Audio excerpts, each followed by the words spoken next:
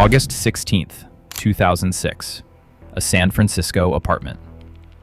Max Butler types for 48 hours straight, attacking 4 major criminal forums simultaneously. Dark Market, Talk Cash, Scandinavian Carding.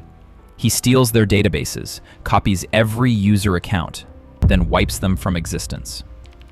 At hour 48, he sends a mass email to 6,000 cybercriminals. Your forum has merged with CardersMarket. Welcome to the future. Signed, Iceman.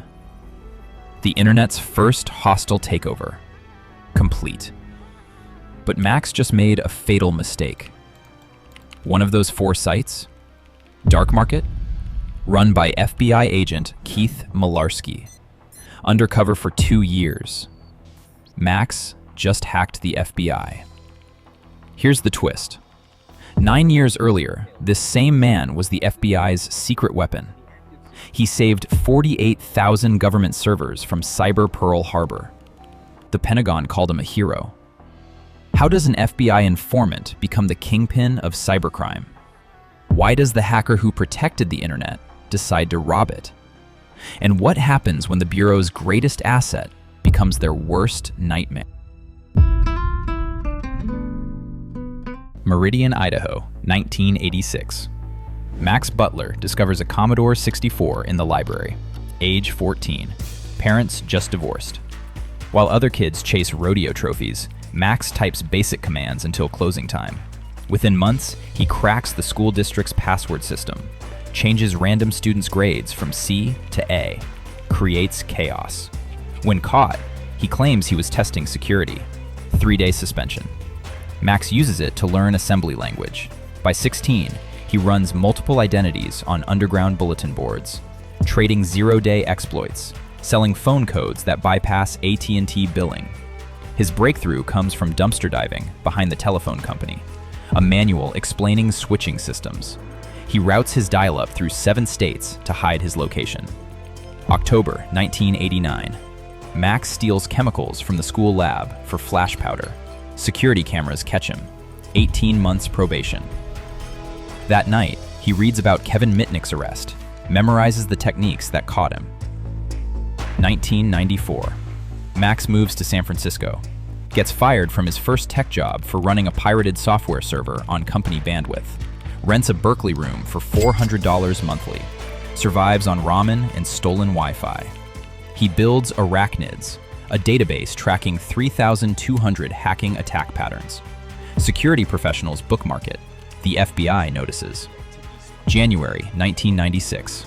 Special Agent Nick Bennett calls. Would Max share intelligence about emerging threats? Unofficially, without paperwork. Max feeds the FBI tips for 2 years. Russian hackers, Chinese groups, Romanian credit card sellers. Bennett takes him to lunch, always picking up the check, always asking for one more favor. Max feels important, valued, like his skills finally matter. January 1998. The Bind vulnerability. Berkeley Internet Name Domain software running DNS on 80% of internet servers. A buffer overflow so severe anyone can execute remote commands with root privileges. The patch exists. Nobody installs it. Max scans 45,000 government servers. Only 2% updated. The Pentagon runs vulnerable versions. NASA, State Department, nuclear facilities. A single worm could collapse the internet within hours. Max stares at his screen for 3 days. How many servers can one person save? And what if saving them requires breaking in first? March 12, 1998. Max launches his worm from a Berkeley cafe, routing through compromised servers in Sweden, Brazil, South Korea. The code spreads exponentially. Each infected machine finds more targets, exploits them, downloads the official patch. Within 12 hours, 20,000 machines patched. Lawrence Livermore, Wright-Patterson Air Force Base, Defense Information Systems Agency. But Max adds 23 lines of code. After patching each system, his worm installs a backdoor, a reverse shell granting him root access. He tells himself it's verification. The truth weighs heavier. He now controls more government computers than any hacker in history. July 2nd, 1998. 3 FBI agents and an Air Force major knock at 6 a.m. Max answers, already knowing why. He monitored their investigation through his back doors. Agent Bennett looks betrayed. The search finds 15 computers. Max volunteers everything. The vulnerability, the 48,000 patched servers, the back doors. His justification about preventing cyber catastrophe. Bennett interrupts. You had root on classified military systems. You could have started World War III. Max shakes his head. I stopped World War III. Someone else would have found that bug. 20 minutes later, Bennett returns with an offer. Become our inside man or face 25 years. Max accepts immediately. Codename, Equalizer. 1998 to 2000. Max becomes the FBI's star informant. Handler, Special Agent Chris Tarbell. First mission, infiltrate the Inner Circle phone freak crew. Max creates identity Bishop. Within a month, he gathers evidence of $2 million in fraud. Arrest made. The crew never learns who burned them. DEFCON 6, Las Vegas. The FBI sends Max with a concealed recording device and $3,000 cash. Map the hacker underground. He plays poker with Loft crew, drinks with Cult of the Dead Cow, exchanges PGP keys with 63 hackers. His 147-page report becomes the most comprehensive intelligence ever gathered on the hacker community.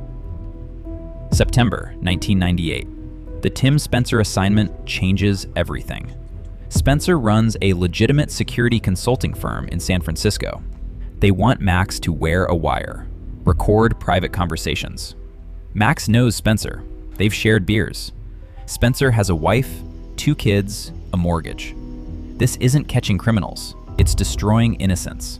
Max calls lawyer Jennifer Granick. The FBI responds with a grand jury subpoena. When Max refuses to testify, they charge him with 15 counts, each carrying 5 years. September 2000. Max pleads guilty. The prosecutor tells the judge Max masqueraded as an informant while conducting automated, unauthorized system checks. May 2001. Judge sentences him to 18 months at Federal Correctional Institution, Taft. Max enters as inmate 27849-112. His cellmate runs a meth ring from a contraband phone. Max stays quiet, reads network security books, counts 547 days. January 2003. He walks out, age 31, $25 gate money, a felony barring him from legitimate tech work. The FBI trained him, then betrayed him, then imprisoned him. Now everything he learned working for them is about to be weaponized. 2003. Max discovers CardersMarket, dark market, Scandinavian carding, forums where stolen credit cards sell for $1 to $100. He adopts the handle Iceman because he feels nothing when he steals. First hack, Pizza Hut point-of-sale systems, 120 locations, 40,000 cards in 3 weeks. He needs someone to convert digital into cash. Enter Christopher Aragon, street name John Dillinger, career criminal, Orange County, convictions for theft, assault, meth distribution. Aragon handles physical operations, encoding cards, recruiting shoppers, laundering through casinos. Max handles digital, hacking retailers, managing databases, security. 50-50 split, $50,000 weekly at peak. By 2005, Max controls botnets of 100,000 infected computers. April 2005, he hits Card System Solutions, steals 40 million card numbers. The FBI investigates, arrests 6 people, never connects it to Iceman.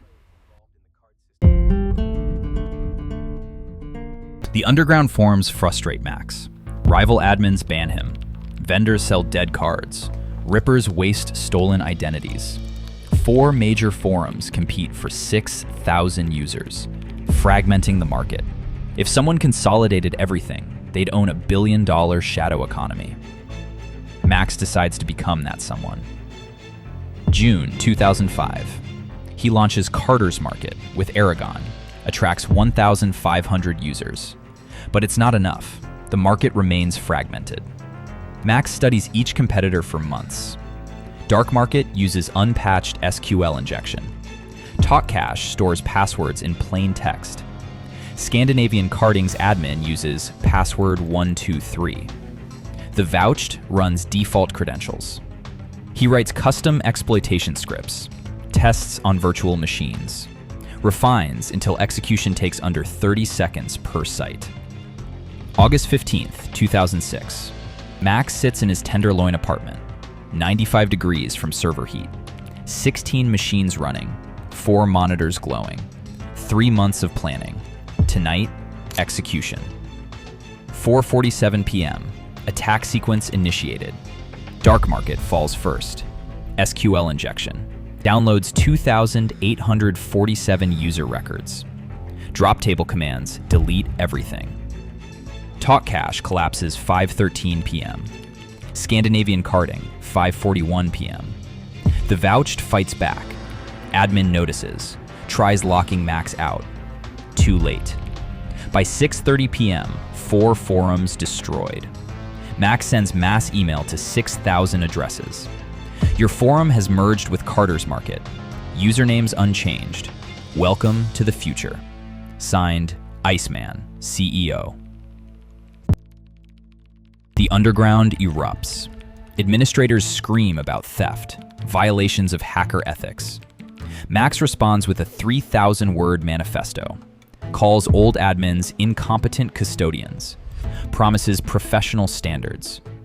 Within a week, $100,000 in transactions. Vendors list everything: credit cards, social security numbers, bank logins, passports, medical records. Max takes 2% commission. Quality controls implemented. Randomly purchasing cards to verify they work. Banning vendors selling dead accounts. Forum grows to 8,000 users by September. $30,000 weekly revenue by October. But Max destroyed something special. Dark Market, run by FBI agent Keith Malarski. Undercover since 2006. Handle Master Splinter. Polish spammer persona. Malarski spent 2 years building trust, monitoring transactions, recording conversations. Max's attack exposed the operation, deleted evidence, destroyed 2 years of work. But Malarski kept backups. Within days, Dark Market returns. Malarski remains undercover, now hunting the man who hacked his FBI operation. Max suspects infiltration, counter-surveillance measures deployed, traffic through 7 proxies, hourly encrypted backups, legend accounts monitoring suspicious users, 10,000 lines of automated analysis code. One account troubles him: Master Splinter, vendor from Poland, high-quality cards. Appeared after takeover, quickly earned trust. Something wrong.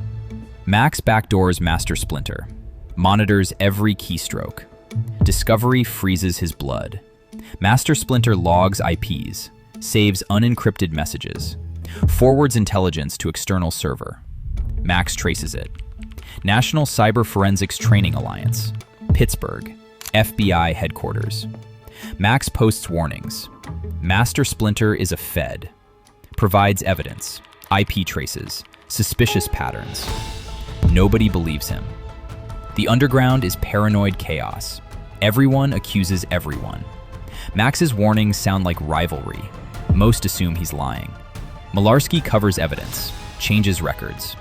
When CardersMarket holds a trial of Master Splinter, evidence disappears. Master Splinter cleared, continues operating. Max believes he won, but Master Splinter is one of 6 undercover accounts. The FBI has been inside since day 1. May 12th, 2007. Christopher Aragon hands clerk a MasterCard. Strip reads perfectly. Bank flags it. Real cardholder in Vermont just used it 3 minutes ago. Security approaches. Aragon runs, tackled after 15 feet. Orange County Sheriff finds Aragon's Mercedes. Inside, 147 counterfeit cards. MSR encoder. Laptop with 80,000 stolen numbers. Notebook with Max's phone number.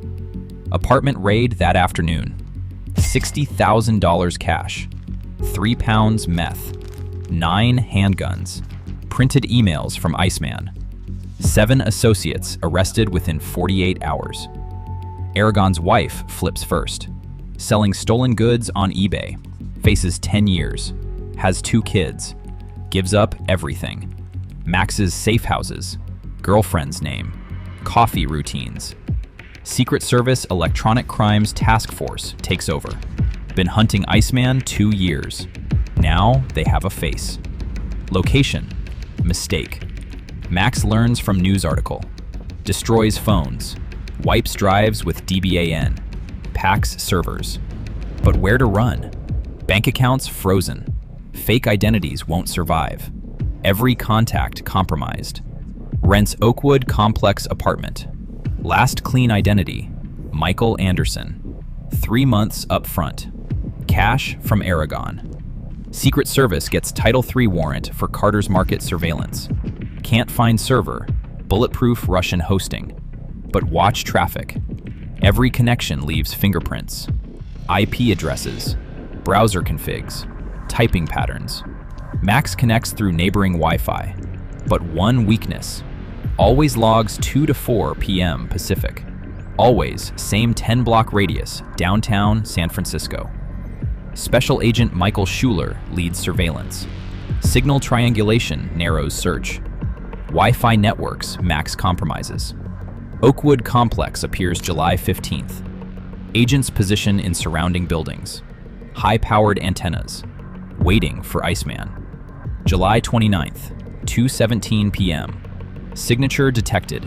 4th floor, northeast corner. Found him. August 2007. Max feels walls closing. Stops eating. Drops 20 pounds 3 weeks. Girlfriend Charity finds him staring at walls, muttering exit strategies. One night, burning papers in sink at 3 a.m. Card numbers, forum data, transaction logs. She confronts him terrified. He tells everything. FBI work, prison, millions stolen, empire built, agents hunting. She should run, save herself. Instead, she holds him.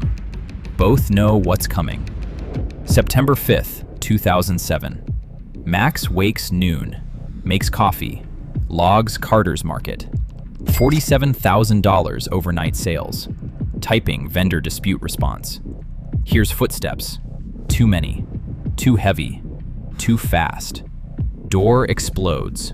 6 agents. Weapons drawn. Screaming commands. Max raises hands. Fingers still at keyboard. Agent Schuler reads rights. Another photographs. 17 servers. 4 laptops. 138 CD-ROMs. 1.8 million stolen credit cards. Perp walk past neighbors. Elevator ride. Max asks how they found him. You got sloppy. Everyone does eventually. Max knows better. Perfect operations 4 years. Not sloppiness. Ambition. Same drive that patched government servers. Consolidated underground. Built empire. Wanted to be the best. Now, best arrest. FBI Cyber Division ever made. Federal detention 2007 to 2010. 161 counts fraud, identity theft, computer intrusion. 502 million damages calculated. Prosecution offers 13 years, guilty plea, life if trial. February 2010. Accepts plea, 13 years. Longest hacking sentence ever. Sentencing. Judge asks if anything to say. Max stands. 6'5", orange jumpsuit, shackles. Speaks 12 minutes about addiction. Not drugs, to control. Owning 10,000 computers, millions flowing through systems. 3 moves ahead of everyone hunting. Apologizes to victims never met. Credit companies absorbed losses. Insurance covered fraud. Real victims, people who trusted him. Charity, family. Agent Bennett. Judge sentences 156 months, $27.5 million restitution. Max serves every day, no early release, but even in prison, can't stop. October 2014. Obtains illicit cell phone smuggled into Federal Correctional Center, Oakdale, Louisiana. Uses over a year. December 2015. Accesses internet. Obtains stolen debit numbers. Steals money. Pays inmates. Spring 2016. Allegedly tells former cellmate Jason Tidwell, buy remote drone with stolen funds. Deliver contraband by airdrop into prison yard. Inmate informs. Guards never find contraband. But Philip Hammonds confesses retrieving airdrops. Fingers Max as mastermind. 2018. Indicted for running drone smuggling ring from jail. Pleads not guilty. Claims Hammonds behind scheme. April 14th, 2021. Max Butler walks out FCI Victorville Medium 2. Age 48. Full sentence served. 13 years. Enters world where cryptocurrency replaced credit fraud. Artificial intelligence commits crimes he couldn't imagine. Techniques he pioneered, taught in cybersecurity courses. The question haunting everyone who worked his case remains unanswered. Was Max Butler a criminal who briefly helped the FBI? Or FBI asset who went rogue when betrayed?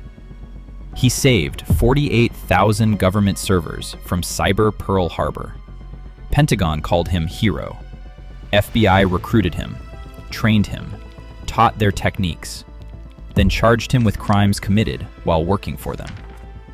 When he refused destroying innocent man, they imprisoned him. When released, used everything they taught him, built largest criminal marketplace in internet history, stole 1.8 million credit cards, caused $86 million fraud. FBI created their worst nightmare. Spent 7 years hunting him, using same undercover tactics he once helped perfect. Master Splinter and Iceman. Fed and hacker, two sides, same coin. Playing endless game where rules change depending who's asking. Max Butler's story doesn't end with redemption.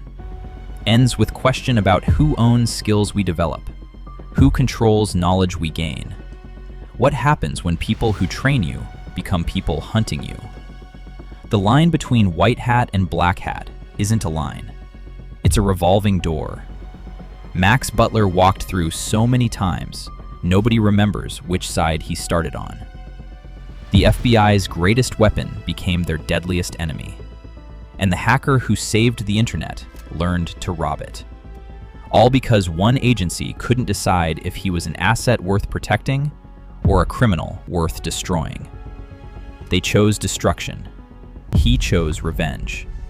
And 1.8 million credit card holders paid the price.